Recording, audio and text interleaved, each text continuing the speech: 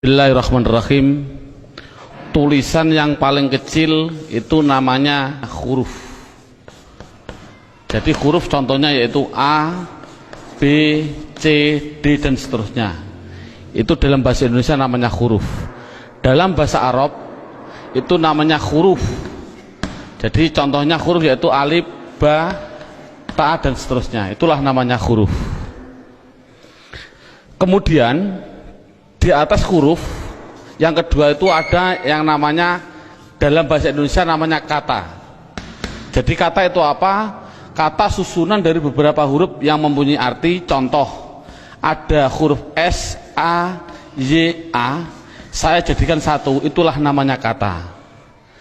Ada M, ada A, ada K, ada A, ada N, saya jadikan satu, namanya kata. Ada R, ada O, ada T, ada I, namanya roti, itu namanya kata. Dalam bahasa Arab itu namanya kalimah. Jadi kalimah yaitu contohnya ana, kumpulnya hamzah, nun, alif, itu namanya kalimah. Akulu, itu namanya kalimah. Al-khubza, itu namanya kalimah. Jadi persatu-satuannya itu namanya kalimah. Di atas kata dalam bahasa Indonesia itu ada yang namanya kalimat. Jadi kalimat itu apa? Susunan dari huruf ini dijadikan satu. Saya makan roti dijadikan satu, itu namanya kalimah. Kalimat. Dalam bahasa Arab itu ada yang mengatakan kalam, ada yang mengatakan kalim, ada yang mengatakan kaul, terserah. Metode ini adalah yang penting adalah menganalisa, mendeteksi tulisan Arab yang namanya kalimah. Itu pendahuluan. Sekarang dalam buku ini, metode ini ada beberapa bentuk. Yang pertama menggunakan yang namanya buku panduan, dan yang kedua harus menggunakan silabus, yaitu urut-urutan metode belajar mengajarnya seperti ini. Sekarang setelah anak sudah mengetahui bentuk tulisan, sekarang naik yang poin yang inti, yaitu dalam buku buka halaman 1 yang judulnya yaitu kalimah. Makanya tadi saya bilang yang terpenting anak bisa mendeteksi kalimah. Jadi kalimah itu ada 3. 1 kalimah isim, 2 kalimah fiil, 3 kalimah huruf. Anak dikasih suatu gambaran bahwasannya tulisan dalam Al-Quran di dunia, di Quran khususnya, itu ratusan ribu. Kalau di dunia itu adalah jutaan miliar, miliaran juta. Berarti jutaan miliar itu jumlah kalimah. Contoh, saya mencontohkan. Ada tulisan Arab alhamdulillahi rabbil alamin. Ini kita deteksi, yang inilah namanya kalimah. Lillahi itu namanya kalimah, Rabbi namanya kalimah, alamin namanya kalimah. Padahal tulisan Arab apapun yang namanya kalimah pasti kalau tidak isim fi'il huruf. Jumlah kalimah miliaran triliun pasti hanya ada 3. Kalau contohnya alhamdulillah harus dijawab oleh anak kalau tidak isim fi'il huruf. Lillahi kalau tidak isim fi'il huruf. Rabbi kalau tidak isim fi'il huruf. Alamin kalau tidak isim fi'il huruf. Selamanya. Makanya tulisan Arab di dunia itu sebenarnya hanya ada 3, yaitu isim fi'il huruf. Makanya sering saya ngasih pemikiran pada anak, tulisan apapun tulisan Arab hanya ada 3. Masuk 3 kok 3 tahun. Makanya menurut metode saya, insya Allah saya mengatakan kalau hanya ada 3 berarti per satunya itu 2 jam, makanya cukup 6 jam insya Allah praktek baca kitab. Amin Allahumma amin. Ini sekarang setelah anak sudah tahu jumlah kalimat ada 3, sekarang bagaimana saya mengetahui alhamdulillah itu isim fi'il atau huruf, lillahi itu isim fi'il atau huruf. Makanya akan saya ulas satu persatunya. Bagaimana cara mendeteksi isim itu fi'il itu huruf. Buka pada bukunya halaman 2. Dalam bukunya halaman 2 dilihat judulnya cara mengetahui isim. Jadi cara mengetahui isim itu dengan 2 cara. Satu mengetahui artinya. Kalau memang artinya itu kok menunjukkan suatu kata benda atau suatu kata sifat, pasti itu dikatakan isim. Jadi isim itu kalau tahu artinya itu menunjukkan benda atau menunjukkan suatu sifat, pasti isim. Sama dengan fi'il nanti juga sama. Cara mengetahuinya fi'il dengan 2 cara sama. Satu mengetahui artinya. Kalau memang artinya menunjukkan suatu kata kerja, itu pasti fi'il. Nah di dunia ini kan hanya ada 3. Pasti kalau tidak kata benda, kata sifat, kata kerja. Saya contohkan, duduk itu kerja atau apa? Jawab saja, anak dites. Contoh saya bilang, duduk, isim, fi'il atau huruf? Anak akan jawab fi'il karena artinya kerja. Saya contohkan lagi, ada tulisan Arab mim sin jim dal. Ini tulisan Arab. Kalau tulisan Arab harus dijawab, lafal mim sin jim dal ini isim, fi'il atau huruf? Anak pasti akan menjawab isim. Tahu kok isim? Karena artinya menunjukkan suatu benda. Ini berarti kan sudah bisa anak. Saya contohkan lagi. Saya bilang ada tulisan Arab, coba anak-anak lafal Arab ini jawab dengan 3 kategori, isim, fi'il atau huruf. Ini saya contohkan, mim dal ro sinta, artinya madrusah. Harus dijawab isim, fi'il atau huruf. Anak pasti akan menjawab itu isim. Tahu kok isim? Karena artinya benda. Oh 100. Jadi kalau ada apapun artinya benda atau sifat, contohnya Allahu Akbar, saya menerjemah Akbar itu artinya agung atau mulia. Ini agung itu kan suatu sifat, otomatis Akbar ini harus dijawab. Akbar itu isim, fi'il atau huruf? Anak akan jawab Akbar pasti isim. Tahu kok isim? Karena artinya itu suatu sifat. Jadi kesimpulannya adalah anak bisa mendeteksi, pertama mendeteksi isim, fi'il, huruf dari artinya. Kalau memang artinya benda atau sifat berarti isim, kalau artinya kerja berarti kalimah fi'il. Pertanyaan selanjutnya, Pak, tulisan Arab katanya miliaran triliun, di Al-Quran ada 700-an ribu. Bagaimana saya mengetahui itu isim, itu fi'il, itu huruf, padahal saya tidak tahu artinya? Oh, kalau tidak tahu artinya, lihat buku panduannya, yaitu lihat halaman 3. Dalam buku halaman 3 judulnya adalah mengetahui tanda-tanda kalimah isim. 1, kalau tidak tahu artinya, 1 harus mengetahui tanda-tandanya. Tanda-tandanya isim. Yang dimaksud tanda-tandanya adalah tanda-tandanya isim. Apa tanda-tandanya isim? Buku halaman 3, 1 yaitu dimasuki tanwin. Tanwin itu berarti baik tanwin dhammah, tanwin fathah, tanwin kasroh. Saya contohkan, hasibun, isim, fi'il atau huruf? Isim. Tahu kok isim? Karena ada tanwin. Untuk anak kecil mungkin kelas 5 diniyah, tanwin itu pasti di belakang. Tulis saja, disuruh di belakang. Bukunya tambah situ silahkan. Yang penting tanwin pasti di belakang. Baik tanwin dhammah, tanwin kasroh, tanwin fathah. Saya contohkan, hasibun. Ini tulisan Arab, harus dijawab isim, fi'il atau huruf? Artinya apa? Saya nggak tahu. Kalau tidak tahu ini harus dijawab isim. Mengapa ke isim? Karena ada tanwinnya. Saya menulis lagi, sohi bin, isim, fi'il atau huruf? Isim. Tahu kok isim? Karena ada tanwinnya. Berarti anak sudah bisa mendeteksi, yaitu tanda-tanda yang pertama kalimah isim, yaitu dimasuki tanwin.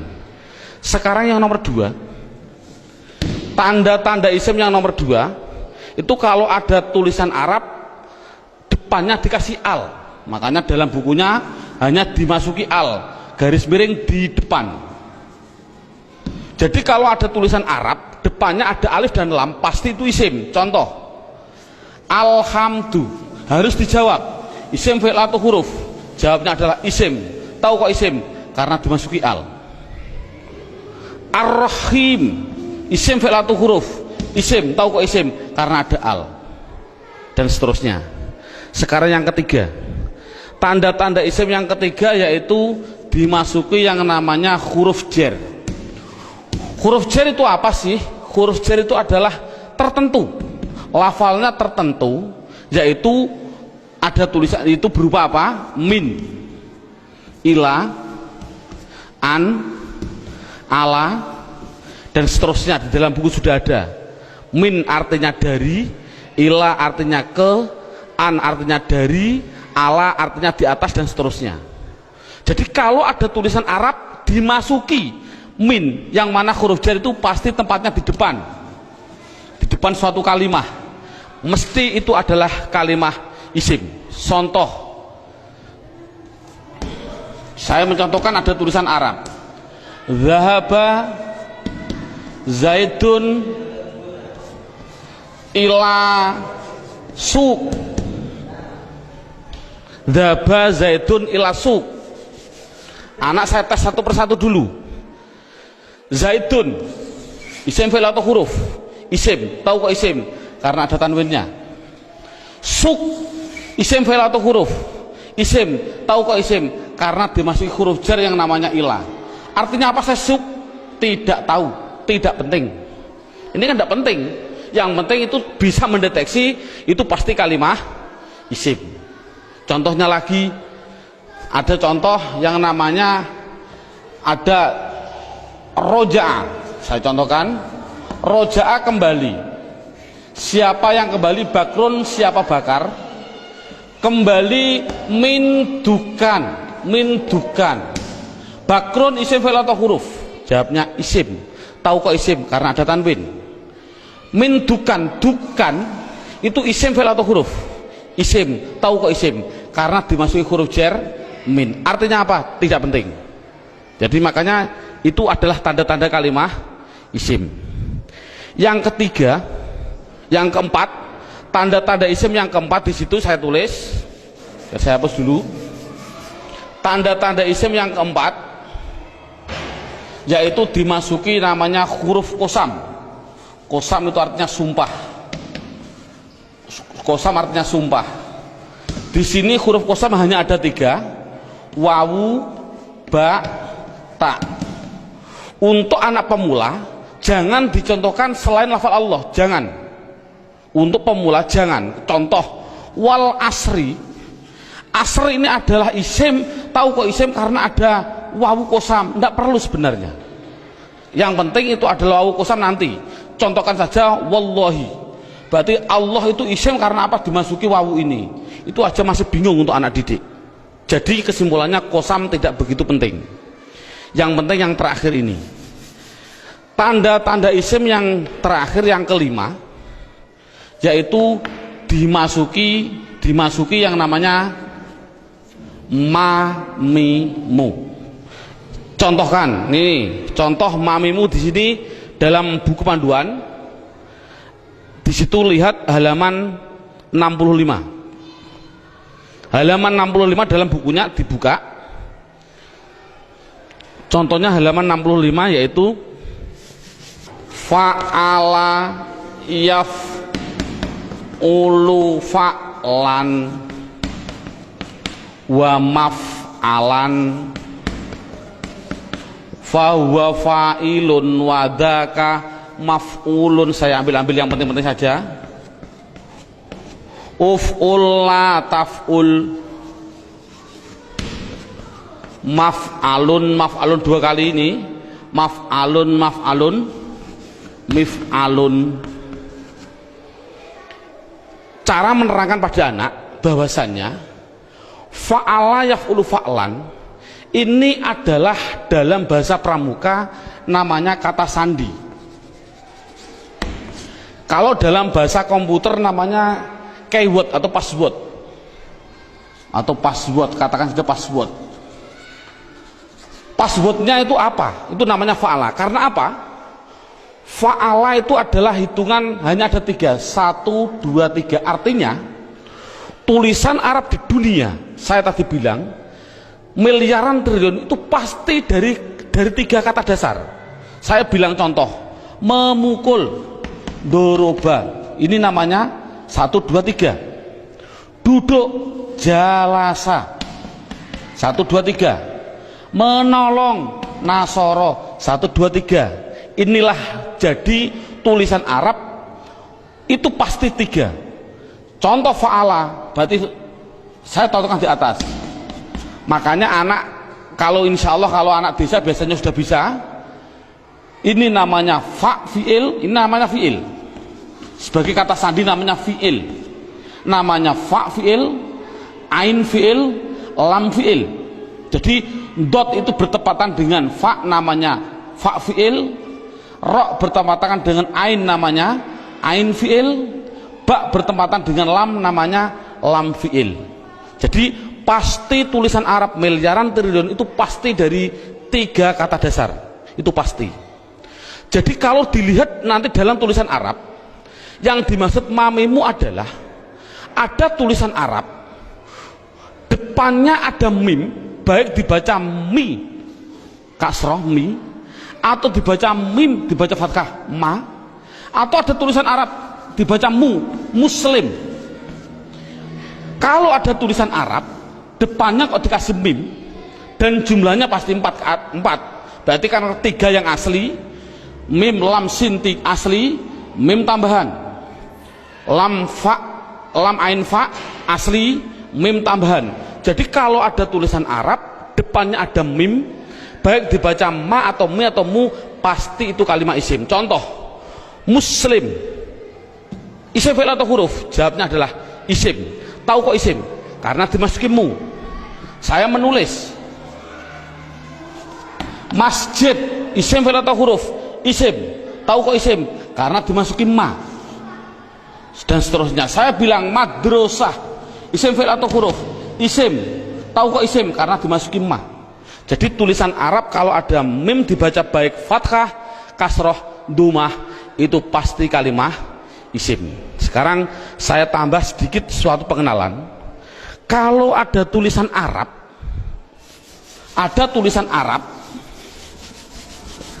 depannya saya kasih mi, contohnya mi dalam halaman 65, itu pasti menunjukkan suatu alat, pasti. Contoh saya contohkan, rowaha sama dengan fa'ala. Rowaha artinya angin. Coba kalau kasih mi bunyinya apa? Samakan dengan ini, berarti mati hidup, hidup. Rowaha kasih mi bunyinya mirwahun. Jadi mirwahun artinya adalah, karena ada mi artinya adalah alat angin. Apa alat angin? Kipas angin. Jadi kipas angin itu bahasa Arabnya adalah mirwah. Saya menuliskan lagi, kalau ada tulisan Arab di belakangnya ada tak seperti ini, tak, pasti itu hanya tambahan, tidak akan asli, pasti tambahan. Contoh, satoro, satoro saya nulis artinya pinggir. Coba kalau kasih mi bunyinya apa? Mistorun. Tapi tak ada masalah lah. Mistorotun. Apa mistorotun? Penggaris salah. Yang betul adalah alat pinggir, yaitu penggaris sama. Jadi kan sama tujuannya, semuanya. Kalau ada tulisan Arab depannya dikasih ma, ada arti 2, yaitu mengartikan 2. Namanya menunjukkan suatu tempat atau suatu waktu, menunjukkan waktu. Tinggal pilih kondisional. Untuk guru tolong hanya sebutkan saja pasti maf'a, karena nanti dalam pendalaman ada yang namanya maf'i ada, tapi tidak perlu dicontohkan pada murid. Yang penting adalah maf'a. Kalau ada lafal maf'a pasti tinggal pilih menunjukkan tempat atau waktu. Contoh, Darosa belajar. Coba kalau kasih ma bunyinya apa? Madrosun. Kasih tak aja lah, tidak masalah lah. Apa namanya? Madrosatun. Darosa belajar. Kalau madrosatun artinya apa? Sekolahan, jangan sekolahan. Artinya itu tempat belajar, yaitu sekolahan, sama. Semuanya seperti itu semua. Kataba menulis. Coba kalau kasih ma bunyinya apa? Maktabun. Apa maktabun? Maktabun artinya tempat menulis. Apa? Meja tulis. Jadi meja tulis bahasa Arabnya maktab dan lain sebagainya. Ada yang mengatakan tempat nulis itu adalah kantor, boleh. Jadi maktabun kantor, boleh, karena memang kantor itu untuk tempat menulis juga, dan seterusnya. Setelah itu yang penting anak bisa mendeteksi kalimat isim. Ini alhamdulillah cukup sampai ini. Minimal anak bisa mendeteksi media harokat pasti isim. Karena apa? Kita semua bisa melihat yang namanya isim di media harokat itu pasti ada tanda-tandanya itu semua, kecuali satu yang namanya mudhof. Ini murid tidak perlu diterangkan, ini khusus spesial guru, karena semua media harokat bisa dideteksi itu isim. Saya bisa mendeteksi kecuali satu, apa yang namanya mudhof. Berarti mudhof, apa mudhof itu nanti tidak perlu kita terangkan pada anak. Ini yang pertama. Sekarang alhamdulillah beberapa menit sudah bisa anak bisa mendeteksi tulisan Arab yang namanya isim. Sekarang kita mendeteksi yang kedua yang namanya kalimah fi'il. Kita mendeteksi yang kedua namanya kalimah fi'il. Tadi saya bilang kalimah ada 3 isim fi'il huruf. Isim mengetahui artinya, kalau benda sifat menunjukkan benda atau sifat berarti isim. Kalau tidak tahu artinya, mengetahui tanda-tandanya. Sama dengan fi'il. Kalau mengetahui artinya, itu artinya menunjukkan suatu kerja, berarti kalimah fi'il. Tadi sudah saya terangkan. Kalau tidak tahu semuanya Pak, oh sama dengan isim, yaitu mengetahui tanda-tandanya. Lihat buku panduannya, yaitu halaman 10. Buku panduan halaman 10.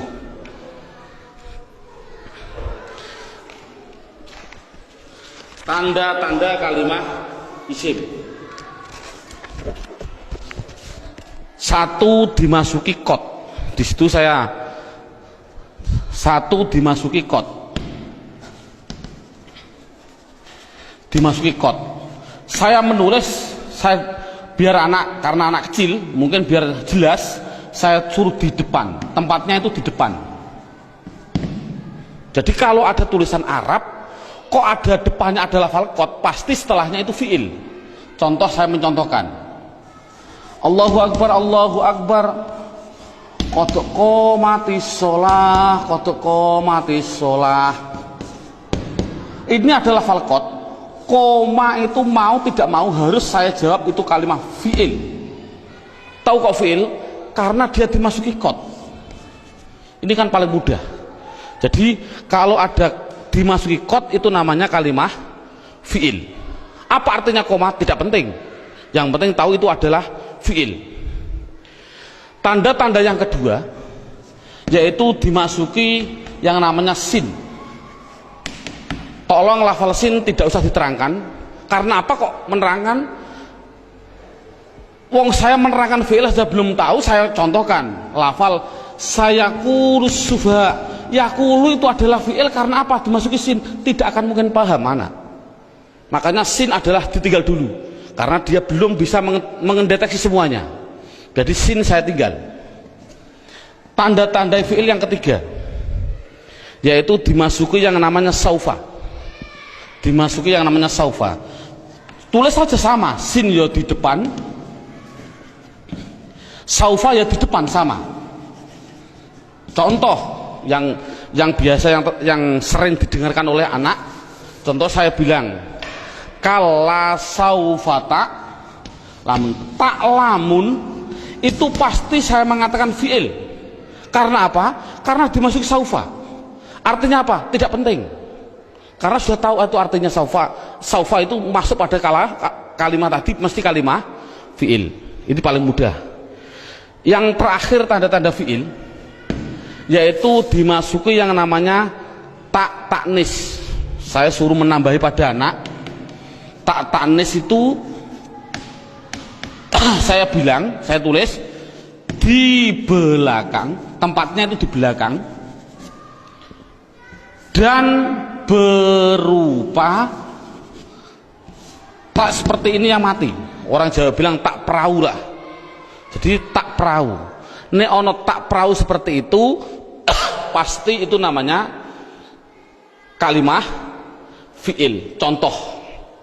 Contohnya ini. Qad qomat as-shalah, aslinya itu adalah koma, itu fi'il dengan dua tanda-tanda. Satu dimasuki qad, dua dimasuki ini tak, ini di belakang masuk pada kalimat ini. Jadi ada dua tanda-tanda. Coba sholat, isim fi'il atau huruf? Isim. Tahu kok isim? Karena ada al. Oh mudah. Namun sekali lagi ini mulai metode saya adalah nanti menggunakan yang namanya metode hantu. Ini contohnya. Al ini adalah alif dan lam. Yang namanya alif itu pasti mati. Yang namanya alif pasti mati. Ada mati ketemu mati, itu namanya hantu. Saya tulis mati ketemu mati namanya apa? Hantu. Orang Arab tidak senang hantu. Akhirnya biar ini hidup, akhirnya dikasih biar berdoa. Bunyi apa? Qad qomatis shalah. Bukan qad qomat shalah lagi, tapi qad qomatis shalah. Saya contohkan lagi. Lafal min ketemu masjid. Bunyinya apa? Min al masjid tidak boleh karena ini ada alif mati ketemu mati namanya hantu, tidak boleh, harus dihidupkan biar berdoa, bunyinya minal masjidi. Contoh lagi, an ketemu madrasah, bunyinya apa? Anil. Kok bisa anil? Oh karena ada mati ketemu mati namanya hantu. Ini sekali lagi orang Arab itu tidak senang atas hantu. Kesimpulannya adalah berapa menit mulai pertama dan sekarang ini anak sudah bisa mendeteksi media harokat yang namanya isim dan fiil. Alhamdulillah dengan beberapa menit anak sudah bisa mendeteksi namanya media harokat isim atau fiil. Karena apa? Huruf itu hanya huruf jar. Katakan saja huruf jar. Ada huruf li taukid dan sebagainya, itu tidak penting. Jadi kalau huruf jar itu tertentu tadi hanya min ila ada berapa 9. Selain itu tulisan Arab pasti hanya isim dan fiil. Anak sudah bisa mendeteksi kecuali tadi mudhof. Alhamdulillah. Sekarang kita naik poin yang keempat. Poin yang keempat yaitu lihat buku halaman pertama. Dalam halaman pertama terlihat kalimah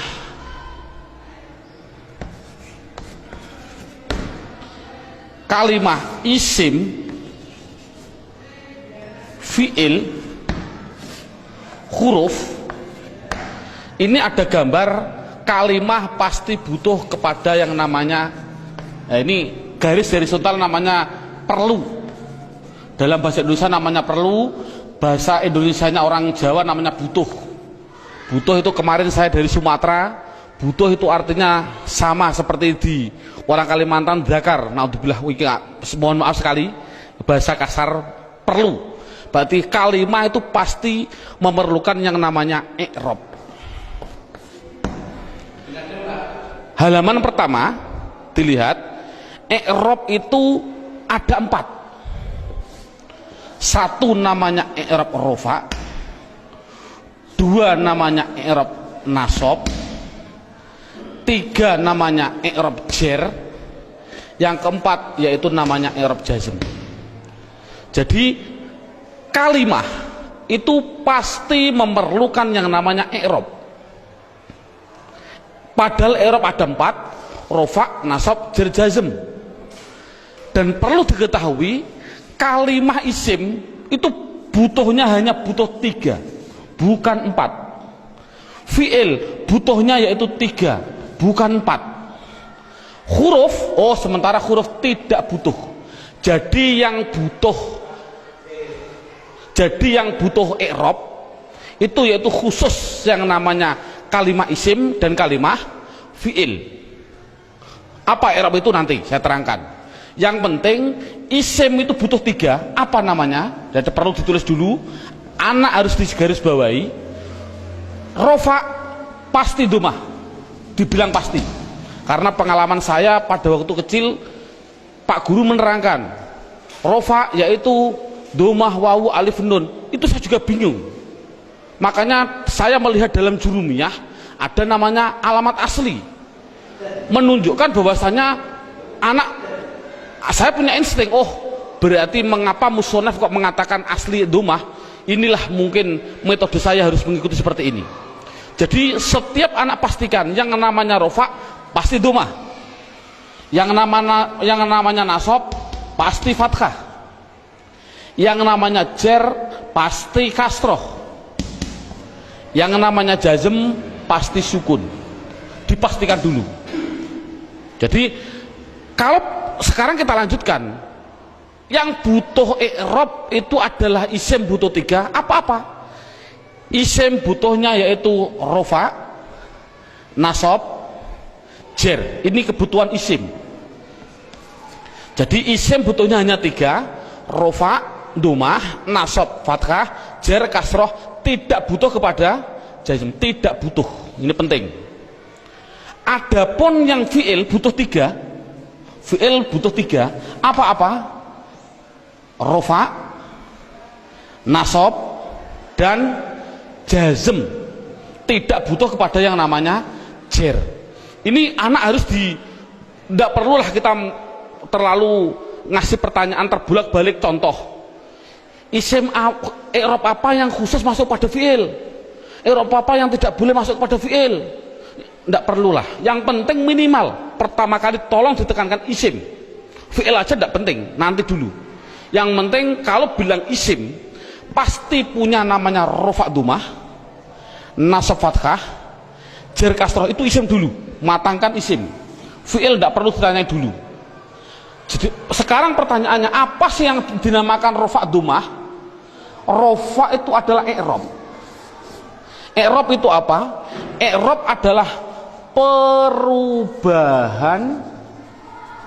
pada akhir kalimat atau kata, akhir kata atau kalimah dalam bahasa Arabnya tadi. Jadi kalau ada tulisan Arab, perubahan belakang itulah namanya i'rab. Contoh saya bilang, ada tulisan Arab min sim jim dal, belakangnya itu, kalau ini kan kata benda, ini kan orang tahu kata benda. Kalau benda berarti kalimah isim. Kalau isim harus dijawab, pasti butuh perubahan belakang. Kalau dia rofa ya pasti dun. Apa rofa itu nanti? Pasti dun. Kalau dia nasab berarti pasti dan. Kalau dia jer berarti din. Makanya saya tadi bilang, yang namanya i'rab, khususnya ini, i'rab itu sama dengan nahwu. Contohnya lafal ini, dun dan din. Inilah belakang, ini namanya nahwu.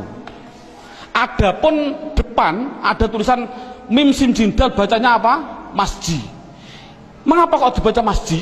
Mbok dibaca misjid saja. Inilah perubahan depan, itu namanya sorof. Jadi nahwu sama sorof itu harus gandeng. Mengapa terjadi sekarang ini guru nahwu, guru sorof sudah berlainan, itu sudah jauh, akan bertemu juga sulit.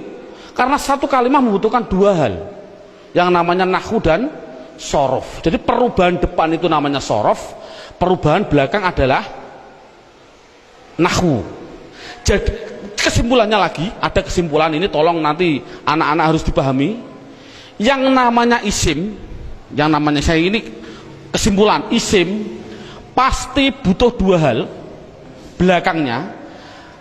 Kalau ada al, kalau tidak ada al ya ditanwin. Itu prinsip. Jadi kalau ada tulisan Arab kok dia menunjukkan suatu isim, itu harus kasih tanwin kalau tidak ada alnya. Kalau ada alnya jangan ditanwin. Contoh, masjid ini kan tidak ada alnya, makanya saya balang dun dan din. Coba kalau saya kasih al, al masjid, coba rofaknya bunyinya bagaimana? Al masjid, jangan ditanwin karena ada al. Nasabnya bunyinya bagaimana? Al masjidah. Jernya bunyinya bagaimana? Al masjidi. Ini contoh. Dalam buku panduan saya, anak harus dites dengan contoh 2, yaitu dengan lafal basmalah dan takbir. Saya contohkan. Kita kasih contoh yang biasa dibaca oleh anak.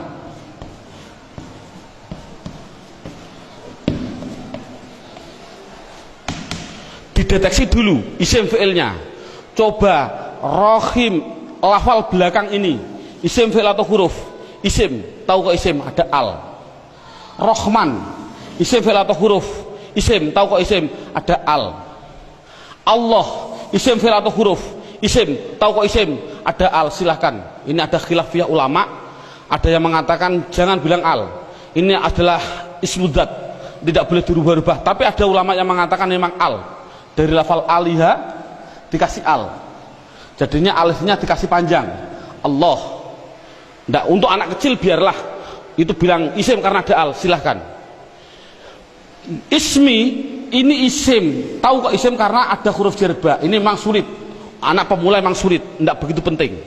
Yang penting dikasih tahu ismi isim karena ada huruf jar masuk.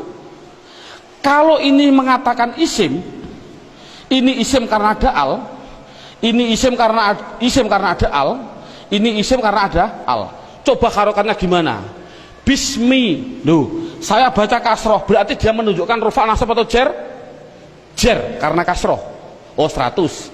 Bismillahi, saya kasri hi, berarti di kasroh. Isim ada kasroh. Oh masuk karena dia jer berarti. Mengapa kok jer? Oh nanti, belum waktunya. Bismillahirrohmani, mengapa saya bilang nih? Rufa nasab atau jer? Jer. Oh 100. Teruskan Bismillahirrahmanirrahim, pasti anak jawab khim. Jawab saja mustahil, karena sukun itu miliknya fi'il. Ini kan sukun. Sukun itu adalah miliknya kalimah. Sukun itu miliknya kalimah fi'il. Padahal ini isim, berarti ini milik isim, tidak boleh. Jadi salah, ada tulisan Arab Bismillahirrahmanirrahim, mimnya kok disukun, salah. Mestinya itu kalau dia isim, kalau tidak rohimu ya rohimah ya rohimi, pasti itu. Oh kebetulan di dalam Al-Quran tulisannya adalah mi, ya berarti jer.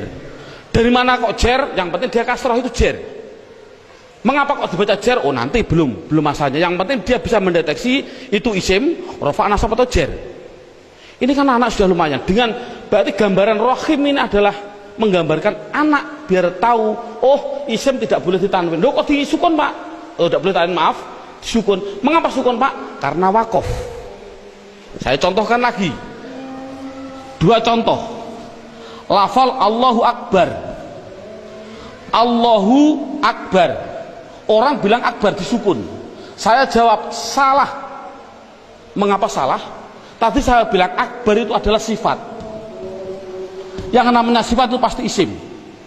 Yang namanya isim tidak mungkin dia disukun. Di dalam tulisannya kalau begini. Karena apa? Sifat isim tidak boleh sukun. Karena sukun itu miliknya fi'il. Kalau isim itu pasti kalau tidak ru ya ro ya ri. Mengapa tidak ditanwin? Nanti. Yang jelas ini contoh Allahu Akbar. Allah isim, tahu kok isim ada al. Rofa nasab atau jer? Rofa, tahu kok rofa? Karena dumah. Akbar yang betul adalah akbaru. Jadi mengapa kok dibilang bar? Karena wakof. Kalau nulis adalah ru yang betul. Makanya sering saya kasih pertanyaan, bagaimana hukumnya ada orang sholat bilang Allahu Akbaru, sah nggak? Jawabnya adalah sah, karena nakunya seperti itu. Namun yang terbaik memang adalah wakof. Seperti ini, Bismillahirrahmanirrahim, karena wakof. Jadi intinya adalah yang namanya i'rab ada 4 rofa nasab jar jazm. Khusus kita tekankan pada isim. Yang namanya isim belakangnya pasti rofa dumah, nasab fathah, jar kasroh. Itu kesimpulannya. Sekarang silabusnya poin yang kelima, judulnya yaitu pendalaman isim. Buka halaman 1. sama halaman 1, yaitu lihat halaman 1, isim dibagi 2. Ada yang namanya isim mabni, ada yang namanya isim mu'rab. Sekali lagi, isim mabni dan isim mu'rab dibagi dulu. Apa yang namanya isim mabni? Dalam buku halaman 2 ada.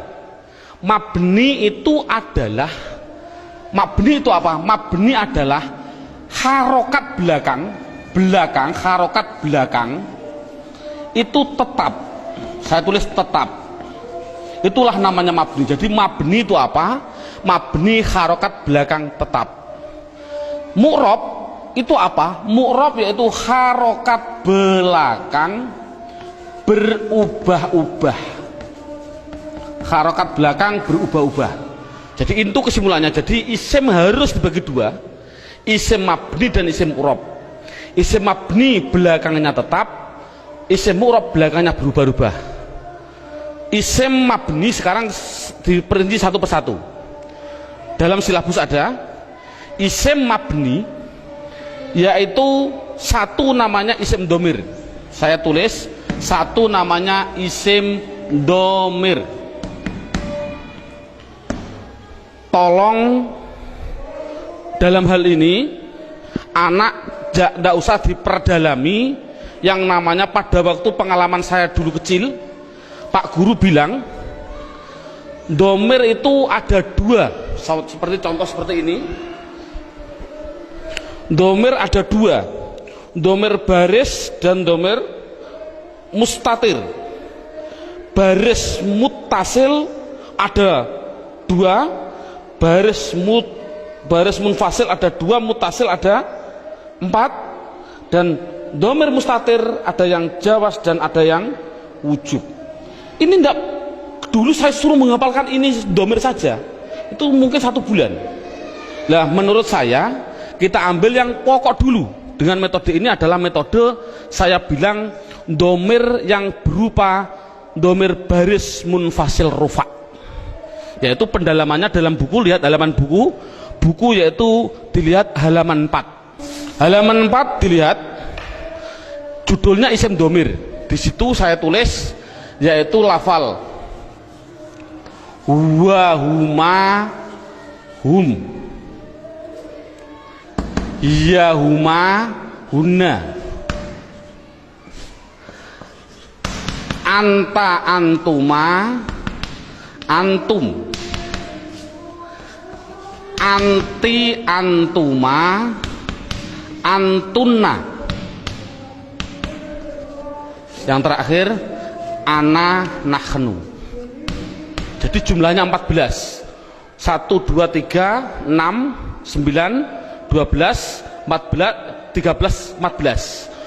Jadi jumlahnya saya bilang isim domir adalah jumlahnya 14. Contohnya huwa, hum. Yang namanya domir itu adalah kata ganti. Dalam buku huwa itu kata ganti dari siapa? Kata ganti dari dia. Dia siapa? Dia laki-laki 1. Ini yang namanya goib. Jadi kesimpulannya huma kata ganti dari siapa? Dia laki-laki 2 yang goib. Hum kata ganti dari apa? Mereka atau mereka. Siapa mereka? Laki-laki 3 ke atas yang goib. Jadi kesimpulannya ini adalah namanya laki-laki. Ini berarti 1, 2, 3 ke atas ini perempuan. Tapi ini adalah semuanya adalah goib. Sekali lagi ini adalah goib. Berarti dia perempuan 1 goibah atau goib, goibah. Huma 2 perempuan goibah. Huna 3 ke atas perempuan goibah. Jadi inti kesimpulannya adalah 3 ini laki-laki, 3 ini perempuan yang semuanya adalah katakan goib. Anta Kata ganti siapa? Dari kamu. Kamu siapa? Kamu laki-laki satu yang hadir. Saya simpulkan, intinya ini adalah laki-laki yang anti antuma antuna. Saya simpulkan perempuan, namun dua-duanya ini namanya hadir. Namanya hadir. Ana artinya saya, nahnu artinya kita. Penjelasannya, mengapa domir dikatakan mabni? Ini anak dijelaskan dengan dua pendekatan. Contoh lafal huwa. Huwa itu kata ganti siapa? Dari dia. Dia satu, orang laki-laki satu, orang Inggris. Kata gantinya juga dia, tetap inilah akhirnya wa, selamanya akhirnya dibaca wa. Makanya dikatakan mabni adalah belakangnya tetap, yaitu tetap dibaca fathah. Dia orang Amerika, ya sama tetap wa. Orang Indonesia, ya tetap wa. Jangan mentang-mentang orang Indonesianya orang pendek-pendek terus dibilang wi. Kalau orang Arab orangnya tinggi-tinggi wu, ndak boleh. Kesimpulannya adalah selamanya pasti akhirnya tetap berupa yang namanya wa. Itu pendekatan secara logika. Pendekatan secara nahwiyah walaupun salah, karena walaupun salah, contoh huwa dia dibaca rofa ya tetap huwa. Dia karena isim kan dibaca nasab ya tetap huwa. Dibaca jar ya tetap huwa. Sekali lagi untuk seorang guru, cara menerangkan seperti ini walaupun salah, kan tidak mungkin huwa itu adalah domir rofa, kok bisa nasab. Itu contoh seorang guru, ini penting untuk seorang guru. Ngomong ini permasalahannya, pengalaman saya keliling, pertanyaan saya itu rata-rata di dalam hal gaib dan hadir. Saya bilang, apa sih artinya gaib dan apa sih artinya hadir? Rata-rata orang mikir gaib adalah tidak ada orangnya, hadir adalah ada orangnya, padahal salah. Pengertian gaib adalah tidak diajak bicara walaupun ada di sampingnya. Samping saya ada namanya Zaid. Ada orang tanya, Pak Zaid mau ke Semarang kok, bilang pada saya, padahal di samping saya ada Zaid. Ini namanya hadir atau gaib? Gaib, karena orangnya bicara sama saya, bukan pada Zaid. Jadi kata gantinya pada Zaid adalah wa. Ini menunjukkan artinya gaib, yaitu jangan diartikan tidak ada orangnya, diartikan apa? Tidak diajak bicara. Kalau hadir ya berarti diajak bicara. Itu kesimpulannya adalah mabni harokat belakangnya tetap selamanya. Contoh mereka selamanya mesti hum, disukun selamanya. Jadi saya tulis di situ pertama isim domir mabni jumlahnya adalah 14. Buka seterusnya bukunya halaman 5. Yang kedua, mabni yang kedua yaitu yang namanya di situ saya tulis isim isyarah. Isim isyarah tidak perlu kita terlalu banyak mencontohkan. Isim isyarah itu kita contohkan hanya yang mudah-mudah saja. Contoh isim isyarah ada 3. Ada yang namanya qorib, ada yang namanya wasit, ada yang namanya ba'id. Qorib artinya dekat, wasit artinya sedang, ba'id artinya jauh. Contoh orang bilang isyarat menunjukkan, qorib iki, orang Jawa bilang iki, kalau sedang iku, kalau jauh kai, itu orang Jawa bilang. Tapi kalau orang Sunda iya, eta, itu ya salah, itu milik orang Indonesia, bukan orang Sunda sebenarnya. Tapi orang Sunda tidak punya jauh, sama dengan kita. Ini ndak, masalahnya adalah contoh korib. Kalau laki-laki hadza, kalau perempuan hadhihi, dengan dua contoh saja ini. Contoh lafal hadza. Siapa ini?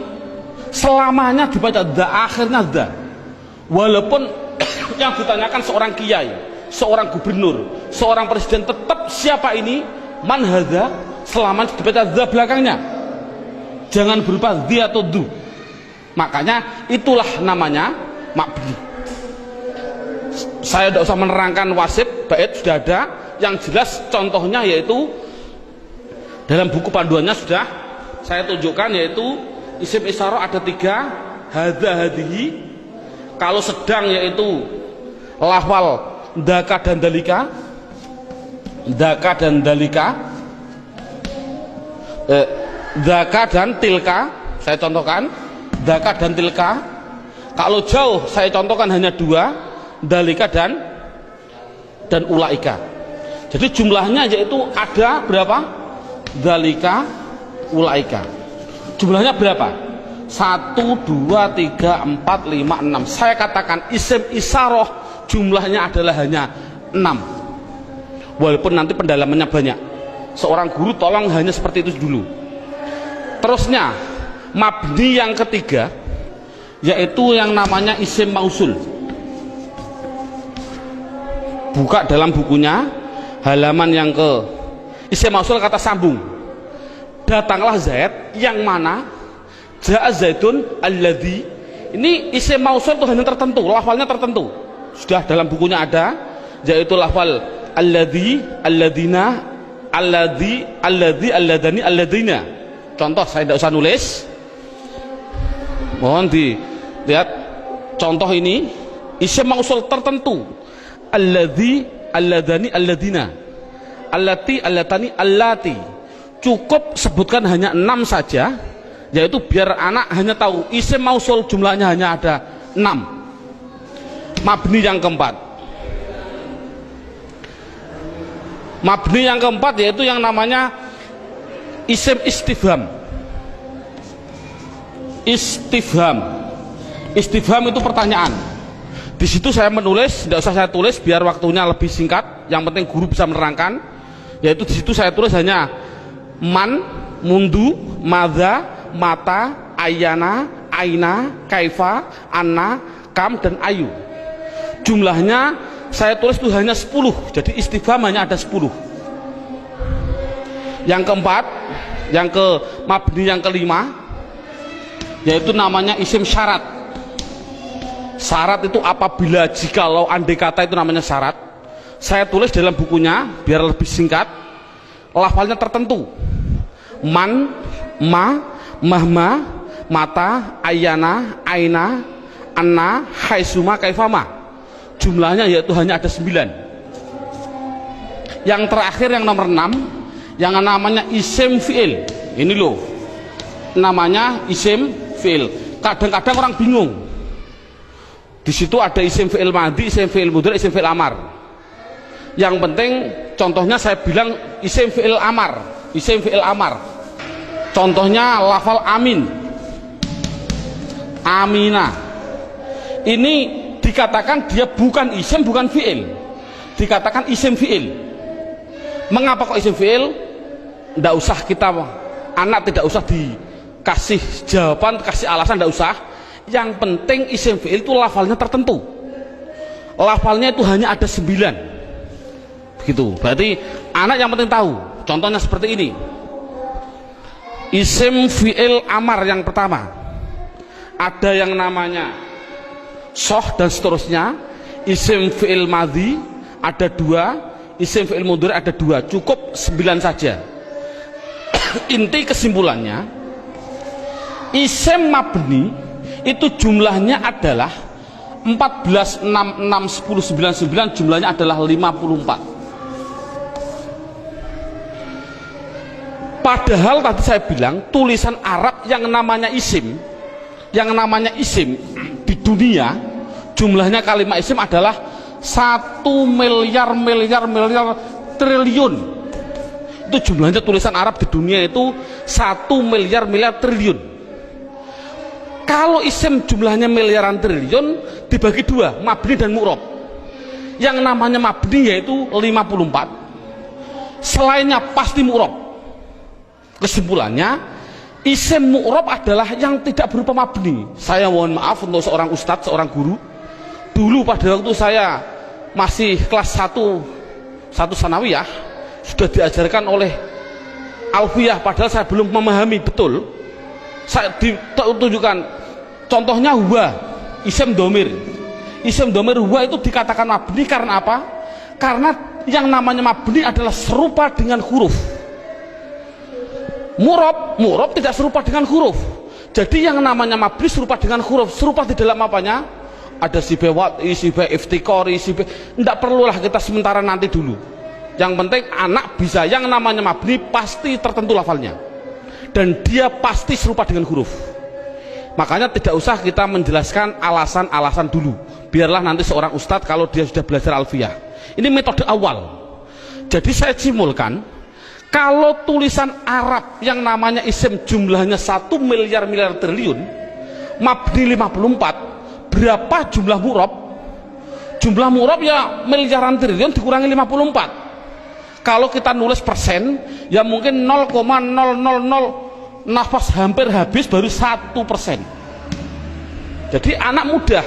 Isim domir ada 14, isim isyarah ada 6. Contoh, alhamdu, isim fi'il atau huruf? Isim. Tahu kok isim? Ada al. Kalau tahu isim harus dijawab, dia masuk kategori mabni atau mu'rob, harus dijawab. Jawabnya apa? Anak dibilang ini pasti mu'rob. Karena apa kok mu'rob? Karena lafal alhamdu tidak ada pada mabni yang jumlahnya 54. Itu kan paling mudah. Berarti semua tulisan Arab kalau tidak ada di 54 ya pasti mu'rob. Berarti mu'rob miliaran triliun. Jadi makanya anak suruh menghafalkanlah. Arti tidak perlu nanti dulu. Yang penting anak bisa mendeteksi. Itu adalah mabni, jumlahnya 54, apa-apa, wa umahum dan seterusnya. Isim isyarah tak dihafal, isim mausul hafal. Selain itu pasti mu'rob. Contoh lagi, alhamdulillahi rabbil alamin. Isim fi'il atau huruf? Isim. Tahu kok isim? Ada al. Kalau isim, jawab mabni atau mu'rob? Itu pasti, pertanyaan itu harus. Jawabnya adalah mu'rob. Tahu kok mu'rob? Karena tidak ada di mabni, gitu saja. Paling simpel. Mengapa kok mu'rob? Karena tidak ada di mabni. Insya Allah anak akan bisa. Berarti bisa mendeteksi media harokat itu isim, mabni atau mu'rob. Semuanya. Mulai dari bismillah, mu'rob karena tidak ada di mabni. Bismillahi Allah, mu'rob karena tidak ada di mabni. Bismillahirrahman, Rahman mesti mu'rob karena tidak ada di mabni. Rohim, mu'rob karena tidak ada. Mudah. Jadi anak sudah bisa mendeteksi itu mabni dan itu mu'rob. Sekarang pendalaman yang terakhir, pendalaman isim yang terakhir, yaitu di dalam hal mu'rob. Dalam buku panduannya lihat halaman 8. Lihat halaman 8. Halaman 8 sudah tertulis, saya tulis di situ. Halaman 8. Halaman 8 sama halaman 1 sama. Sekali lagi, halaman 8 dan halaman 1 adalah sama. Yang namanya mu'rob itu tadi kan ada 6 jumlah total 54.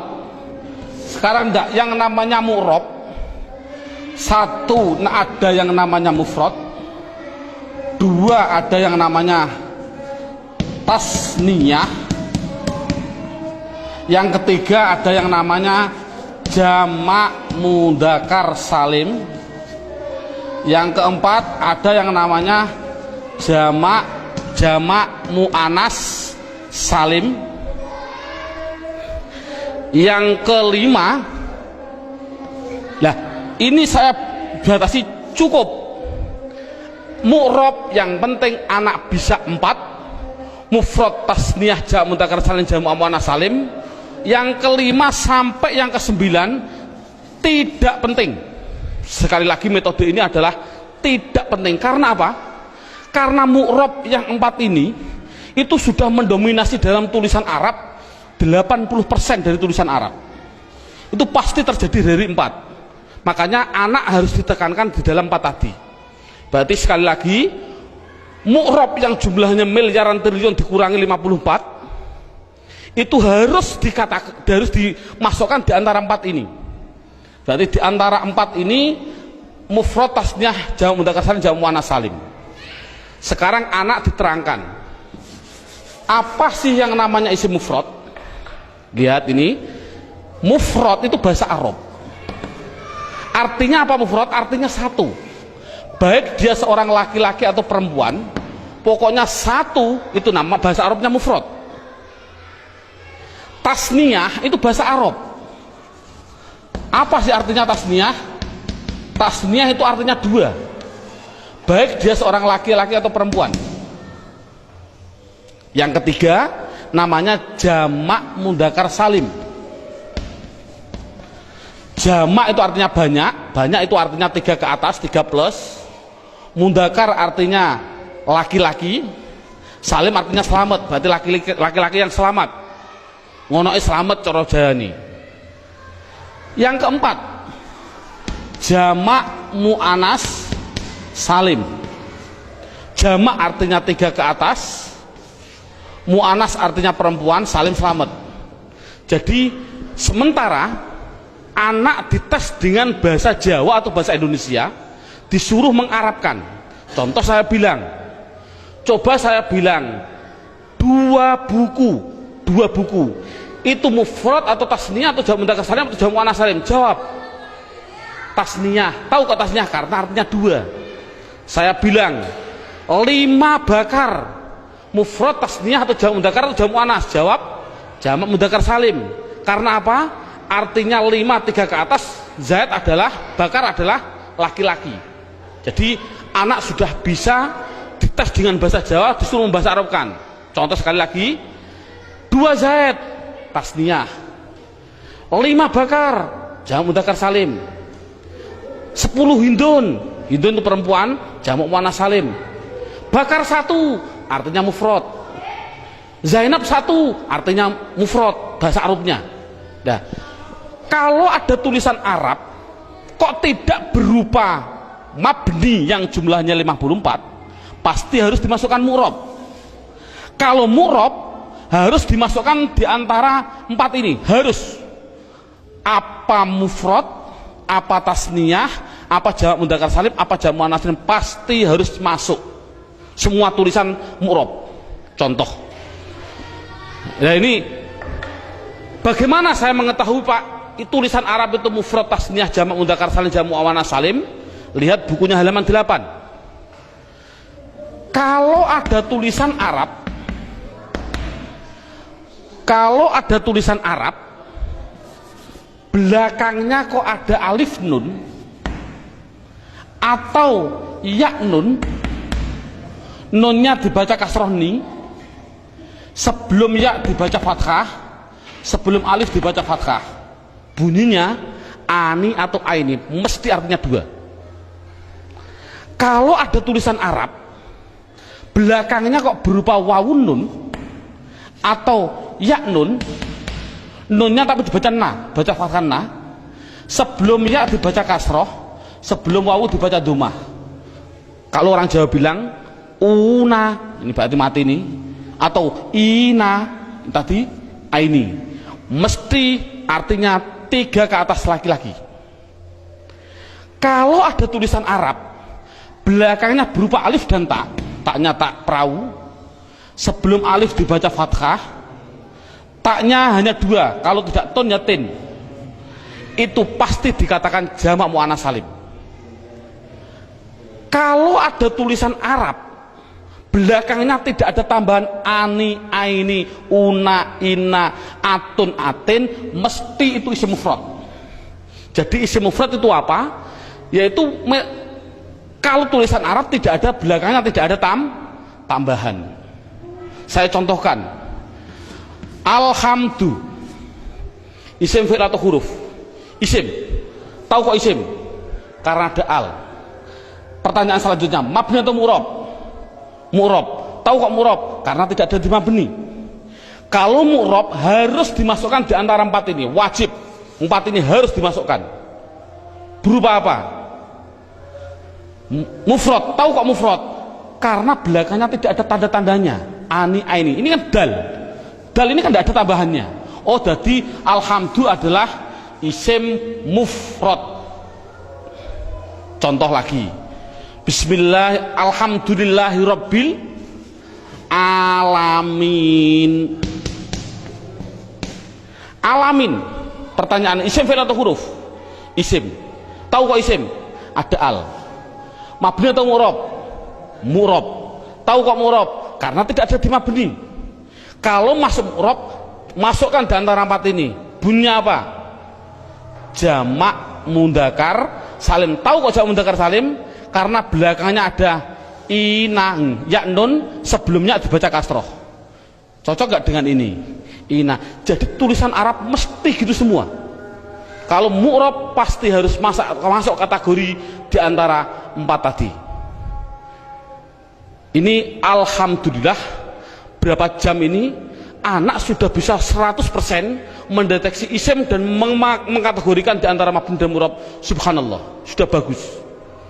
Ini untuk apa isim tadi? Oh, nanti. Itu adalah setelah 3 jam. Kita istirahat dulu.